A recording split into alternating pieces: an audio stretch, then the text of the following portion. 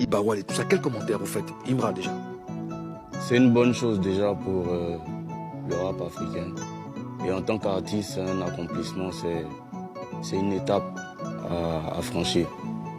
Et c'est des choses qui doivent être normales. C'est-à-dire qu'on doit voir plusieurs rappeurs le faire. Mais l'industrie n'est pas encore à ce stade. Et c'est dans cette lutte qu'on est. D'accord. Polo? Moi, simplement, ça donne de l'espoir, quoi, tu vois. Ça te dit, forcément, d'autres disent toujours que c'est les Naija, par exemple, qui peuvent réaliser ce genre de trucs.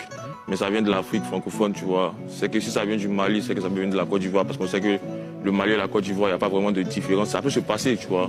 On peut travailler comme ça ici et puis bien réaliser ce genre de trucs, tu vois. Après, lui aussi, il vient de loin. C'est un vieux mort dans le rap. Et c'est un projet que vous avez, tous les deux? Ouais, forcément. Obligé, tout le monde rêve. Même le maçon qui n'a pas lui-même sa maison, il rêve de construire lui-même sa maison. Donc, tout homme qui travaille, qui a un métier, qui rentabilise, il pense qu'il a ça comme projet, comme objectif. C'est pas forcément agréable de toujours donner son argent à quelqu'un chaque fin du mois. Ça fait mal. À un moment, C'est des biens et un rappeur, normalement, quand j'ai un rappeur, il doit avoir beaucoup de biens.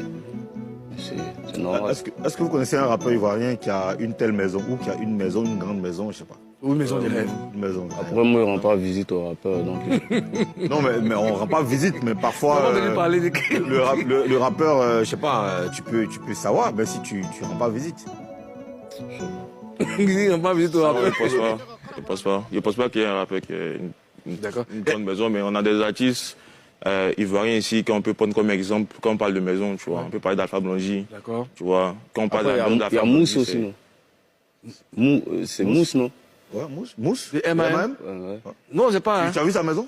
Oui, je crois qu'il a une maison à Faya, non? Il y a une maison où on disait que ça. Les mains des DJ. Je sais pas.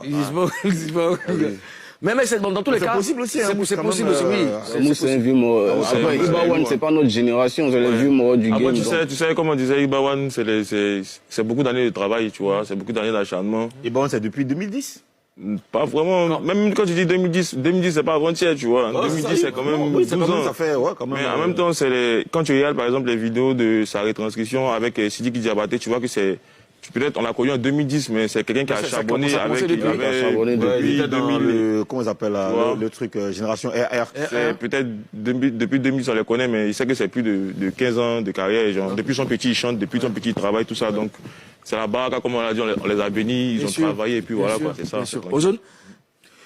Alors, oui, vas-y. Oui, il a parlé de baraka, c'est quelque chose qu'il faut prendre en considération, n'est-ce pas, Ozone? Bien sûr. Quand tu